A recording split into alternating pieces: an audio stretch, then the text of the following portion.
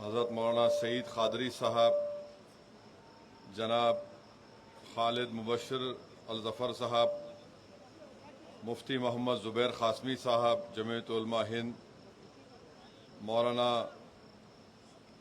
मोहम्मद हिलालुद्दीन साहब मज़हरी सेक्रेटरी जमीयत उलमा नलगुंडा, मौलाना नईमुद्दीन साहब सेक्रेटरी जमात इस्लामी हिंद, मुफ्ती उमर आबिदीन क़ासमी मदनी साहब कन्वीनर वक्फ बचाओ दस्तूर बचाओ तेलंगाना, और मोहम्मद अब्दुल बसीर रशादी साहब, मोअज़्ज़िज़ हाज़रीन कराम, बुज़ुर्गान कौम और मिल्लत, मैं सबसे पहले आप तमाम का शुक्रिया अदा करता हूं कि आप लोग अपना कीमती वक्त निकाल कर आज के इस एहतजाजी जलसे में आपने शिरकत की।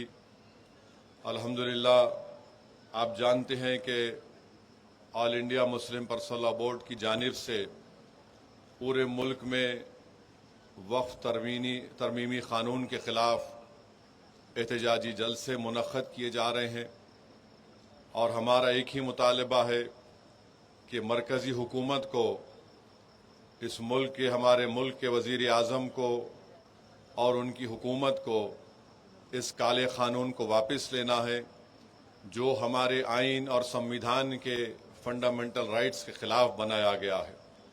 और हम अपने मुल्क के हमारे हिंदू भाई बहनों से, सिख भाई बहनों से और दीगर मज़ाहिब के मानने वाले तमाम अफराद से कहना चाहते हैं कि हमारा ये एहतजाज किसी मज़हब के ख़िलाफ़ नहीं है। हमारा एहतजाज इसलिए है कि हम ये बताना चाहते हैं कि हम अपने मज़हब के तरीक़े से और अपने मज़हब के बताए हुए रास्ते के तहत हम अपनी ज़िंदगी को गुजारना चाहते हैं। और जैसा कि आपने अभी सुना मुअज़्ज़िज़ उलमा इकराम के बसीरत व फ़रोज़ खिताबात के ज़रिए कि वफ़ मुसलमानों के लिए एक इबादत है। हमारे मुल्क के तमाम मज़ाहिब के मानने वालों को समझना ज़रूरी है कि हमारा देश भारत एक फूल के गुलदस्ते की तरह है और अगर एक फूल भी मुरझाया जाएगा तो गुलदस्ता नहीं कहलाएगा। हमारा मुल्क एक गुलदस्ते की तरह है और कोई बीजेपी आरएसएस के लोग अगर ये कहेंगे, आवाज़ नहीं आ रही, सबको आ रही, आवाज़ नहीं आ रही, हाँ आ रही मौलाना, दिल्ली तक पहुंच रही आवाज़ ये।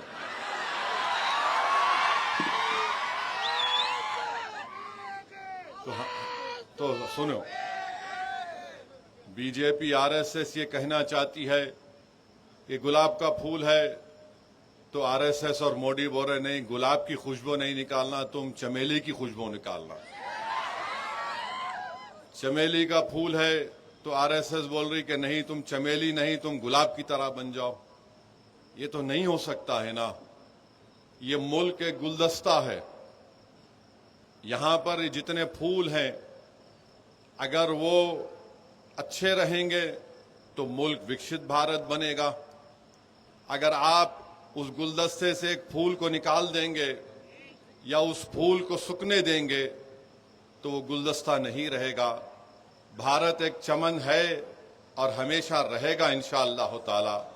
हम तो चाहते हैं कि चमन हमेशा आबाद रहे, क्योंकि इस चमन में हमारे बुजुर्गों ने अपना खून पसीना इस चमन को खुशगवार बनाने के लिए इसमें अपना सब कुछ कुर्बान किया। ये कानून जो बनाया गया है वक्फ तरमीमी कानून, हम हमारे हिंदू भाइयों को, सिख भाइयों को, बौद्ध भाइयों को बताना चाह रहे हैं, आपके धर्म के बोर्डों में आप ही के मजहब का आदमी मेंबर बन सकता है। तेलंगाना के एंडोमेंट बोर्ड में सिर्फ हिंदू धर्म के लोग ही मेंबर बन सकते हैं। सिख गुरुद्वारा प्रबंधक कमेटी में सिर्फ सिख ही लोग मेंबर बन सकते हैं। भारत के मुसलमान ये कहना चाह रहे हैं कि जब आपके धर्म के बोर्ड में आपके मजहब के मानने वाले ही मेंबर बन सकते हैं तो मुसलमानों के धर्म के बोर्ड में आप कैसे दो गैर मुस्लिम को मेंबर बनाना चाहेंगे। हम यही कह रहे हैं कि आपके धर्म के बोर्ड में लिमिटेशन का कानून लागू नहीं होता है।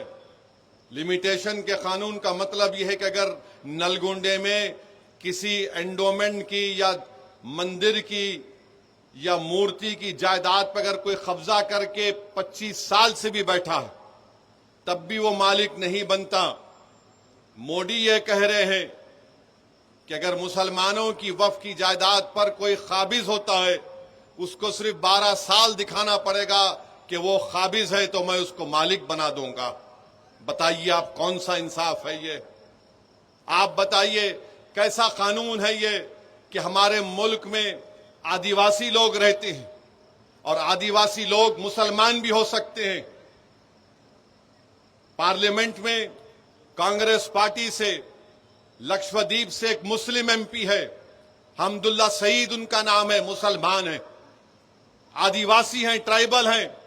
उनके वालिद 9 मर्तबा के एमपी थे कांग्रेस पार्टी से, राज्यसभा के लोकसभा के डिप्टी स्पीकर भी थे। आपने कानून बना दिया कि शेड्यूल 5 शेड्यूल 6 में कोई वक्फ की प्रॉपर्टी नहीं दी जा सकती है, तो वो जो आदिवासी मुसलमान है क्या वो अपनी जायदाद को वक्फ नहीं कर सकेगा? क्या ये हमारे भारत की आईन के आर्टिकल 14 के खिलाफ नहीं है, आर्टिकल 15 के खिलाफ नहीं है, आर्टिकल 26 के खिलाफ नहीं है, आर्टिकल 29 के खिलाफ नहीं है? इस तरह का कानून बना दिया गया। उत्तर प्रदेश में, हरियाणा में, पंजाब में वक्फ इवैक्यू प्रॉपर्टीज है। जो लोग इस वतन को छोड़कर चले गए थे उन्होंने कहा कि मैं वतन को छोड़ रहा हूं मगर मैं ये जायदाद अल्लाह को उसका मालिक बनाता हूं। तो मोदी ने क्या कर दिया? कहा कि वो सेक्शन को उड़ा दिया आपने, लिमिटेशन के सेक्शन को उड़ा दिया, वक्फ इवैक्यू प्रॉपर्टीज के सेक्शन को उड़ा दिया। अगर नलगुंडे में कोई वक्फ इवैक्यू प्रॉपर्टी है तो वक्फ की प्रॉपर्टी नहीं रहेगी, कलेक्टर उसका, गवर्नमेंट उसकी मालिक बन जाएगी। आप कहां से वक्फ को बचा रहे हैं बताओ?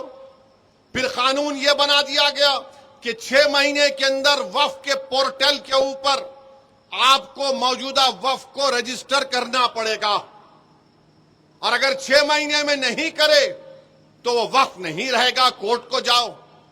और अगर रजिस्टर करने गए तो कोई भी एक जोकर जाकर बोलेगा नहीं ये वक्फ की प्रॉपर्टी नहीं है, तो कलेक्टर साहब खाली इंक्वायरी लिखना उसके ऊपर, इंक्वायरी जैसा लिखे, जब तक इंक्वायरी मुकम्मल नहीं होती वक्फ की प्रॉपर्टी नहीं रहेगी।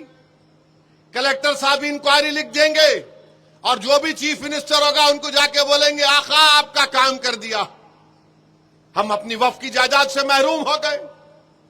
आप कह रहे हैं कि नहीं कागज की जरूरत नहीं है, तो फिर सेक्शन 3 क्या है बताओ हमको?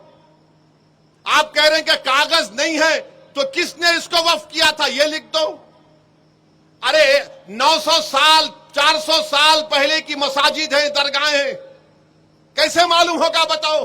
तो आपका मंच और मकसद एक ही है कि वक्फ की जायदादों को छीन लिया जाए। सेक्शन 3C क्या है बताइए आप? सेक्शन 3D क्या है कि अगर कोई मस्जिद, दरगाह, खानखा, आशुर खाना आसारे खदीमा के तहत एंशिएंट और प्रोटेक्टेड होगा तो वक्फ नहीं होगी, उसका मालिक हुकूमत हिंद ASI होगा। तो क्या वक्फ की जायदाद को छीन नहीं रहे आप? आखिर क्यों इस तरह का कानून आप बनाए और बोलते कि नहीं नहीं पूरे मुसलमान इसकी तायीद कर रहे हैं? अरे जो अबू जहल, अबू लहब का जानशीन है वही मोदी के इस काले कानून की तायीद कर रहा है।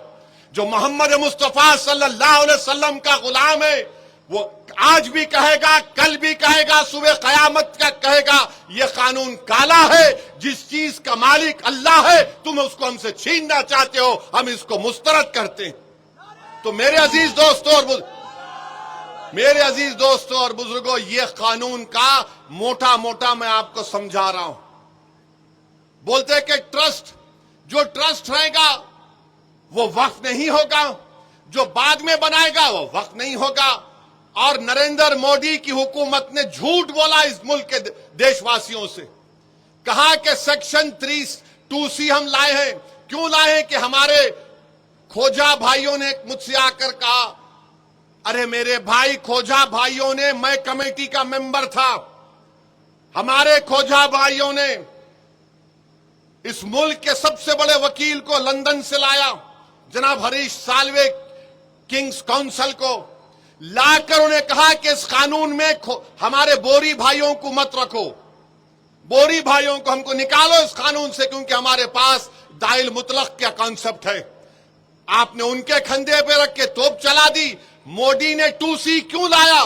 क्योंकि इस मुल्क का सबसे दौलतमंद आदमी ने बंबई में खोजा बरादरी के यतीम खाने को खरीद कर, गैर कानूनी तौर पर खरीद कर, जो वक्फ की जायदाद थी 20 या 22 करोड़ में, वहां पर उन्होंने अपना आलीशान महल बना लिया। तो आज मोदी बोलते हैं कहा बीजेपी वाले, हमने खोजाओं को मेंबर बनाया। तुमने 2C इसलिए बनाया ताकि वो शख्स जो एक यतीम खाने पर अपना महल तामीर किया उसको फायदा हो जाए। ये इसकी हकीकत है इस कानून की। यह कानून वक्फ की जायदादों को बचाने के लिए नहीं बनाया गया है। यह कानून वक्फ की जायदादों को लूटने के लिए बनाया गया है। पूरे रूल मेकिंग पावर्स, इस कानून के रूल मेकिंग पावर्स हुकूमत हिंद बनाएगी। तो क्या करेगी रियासती हुकूमत? अचार डाल के बैठेगी?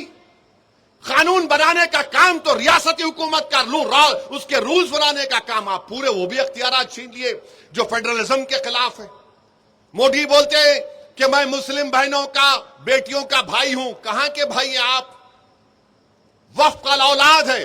अगर कोई नलगुंडे में यह डिसाइड करता है, फैसला करता है कि मैं अब जिंदगी के आखिरी मरहले में आ गया हूं, मैं अपनी पूरी जायदाद को वक्फ का औलाद करता हूं, इसका मालिक अल्लाह होगा और इस जायदाद से जो फायदा होगा मेरी औलाद को उससे फायदा होगा, तो मोदी फजीलतुल शेख है, हजरत मौलाना है। माने पूरे दुनिया के उलेमा एक तरफ, मोदी का इल्म एक तरफ। यकीनन हजरत इबलीस खुश हो रहे होंगे तुमको देखकर। क्या कह रहे हैं कि नहीं आप वक्फ का औलाद कर सकते हैं मगर बच्चों का हक नहीं मारना। अरे तुम होते कौन हो? मेरी जायदाद है, मेरी जायदाद है, मैं अल्लाह को उसका मालिक बना रहा हूं। तो कहां बेटी, कहां भाई, कहां बाप, कहां मां? मैं इन सब के ऊपर अपने रब को मानने वाला हूं। मैंने कहा कि रब को मालिक बनाता हूं। तो मोदी बोल रहे नहीं, बेटी का हिस्सा नहीं मारना। अच्छा, वो जो बच्ची जब आप चीफ मिनिस्टर थे, जिसका गैंग रेप उसके पड़ोसियों ने मिलकर किया था, उस बच्ची का जिसका नाम बिल्किस बानो है, आपकी हुकूमत ने, आपके होम मिनिस्टर ने, देश के होम मिनिस्टर ने उस बच्ची की असमत रेजी करने वालों को, उस बच्ची के सामने उसकी 6 महीने की बच्ची को जान से मारने वालों को आपने छोड़ दिया। सुप्रीम कोर्ट ने उस पर रोक लगाई। क्या मोदी और बीजेपी के लोग बिल्किस बानो की आंख में आंख डाल के बात कर सकते हैं? नहीं कर सकते आप। अरे ये हमारी जायदाद है। आइन, हमारे आइन में आर्टिकल 300 क्या है जो हमको अख्तियार देता है हम किसको भी दें। हमारे हिंदू भाई जानते हैं, अगर हमारे हिंदू भाइयों के पास सेल्फ एक्वायर्ड प्रॉपर्टी होगी तो वो अपनी किसी भी, अगर 2 औलाद है तो एक को पूरी जायदाद दे सकते हैं, या उनको भी नहीं दे के मोहल्ले में किसी को दे सकते हैं विल पावर के जरिए। तो विल पावर आपके पास, और हम अपनी जायदाद को अल्लाह को मालिक नहीं बना सकते। यह कानून मोदी हुकूमत ने बनाया है तो वक्फ को बर्बाद करने के लिए बनाया है। तो आपको और हमको इत्तेहाद को अपने मजबूत रखना है, मुत्तहिद रहना है। All India Muslim personal law board जो भी प्रोग्राम देगा हम उस पर अमल करें और इंशाअल्लाह ताला हमारा एहतजाज जारी रहेगा। कानून को वापस लेना पड़ेगा।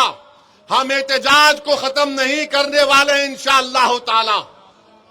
हम अपने वजूद को मिटने नहीं देंगे। बताइए आप, क्या बाकी रहेगा अगर मस्जिदें चली जाएगी, दरगाहें चली जाएंगी, खानकाहें वीरान हो जाएंगे तो क्या बचेगा? आप कलेक्टर को इतना अख्तियार दे रहे हैं। वक्फ बोर्ड तो इस कानून के तहत एक पोस्ट ऑफिस बन चुका है। अगर आज आप कोई प्रॉपर्टी देना चाह रहे तो कलेक्टर फैसला करेगा कि आप मालिक है या नहीं। बताइए फिर क्या रहेगा?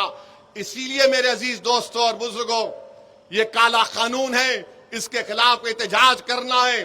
और फिर आप जानते हैं कि बीजेपी की सरकार उत्तराखंड में यूनिफॉर्म सिविल कोड का एक बिल लाए हैं, कानून बना दिए वहां पे। अच्छा, ये कैसा कानून है? आप कानून उत्तराखंड में क्या लेकर आए? उसमें आपने एक एक्सेप्शन दे दिया। क्या एक्सेप्शन दिया आपने? कि हिंदू अनडिवाइडेड फैमिली पर यह कानून लागू नहीं होगा, आदिवासियों पर यह कानून लागू नहीं होगा। क्यों नहीं होगा भाई? कैसे नहीं होगा बताओ? हिंदू अनडिवाइडेड फैमिली पे कानून लागू नहीं होगा? अरे क्या कोई हिंदू अपनी शादी मुसलमानों के तरीके से कर सकता है? नहीं कर सकता। क्या एक मुसलमान हमारे को हिंदू भाई बहनों के तरीके से शादी कर सकता है? नहीं कर सकता है। आपका कानून के तहत आप अपनी जिंदगी और अपनी शादी और अपनी मौत के तरीकों को अपनाएंगे, अपनी जायदाद के बंटवारे को तरीका अपनाएंगे। मैं अपने तरीके से मुसलमान हूं, मगर मोदी बोलते नहीं। फिर आप एक्सेप्शन देते हैं उसमें कि हिंदू अनडिवाइडेड फैमिली पर उत्तराखंड में आप बताइए, अगर मैं तलाक देना चाह रहा हूं तो मैं अपने तरीके से दूंगा। मोदी बोल रहे नहीं, तलाक इस तरीके से देना जैसा मैं बता रहा हूं। अरे भाई ये तो बताओ भाभी कहां है फिर? मैं उनको नहीं बोल रहा हूं, मैं बोल रहा हूं आपको। मैं आज तकरीर के आखिर में बोलूंगा भाभी का मतलब क्या, अभी नहीं। मौलाना बैठे हुए हैं। उत्तराखंड का यूसीसी दफा 25 की खिलाफ वर्जी करता है।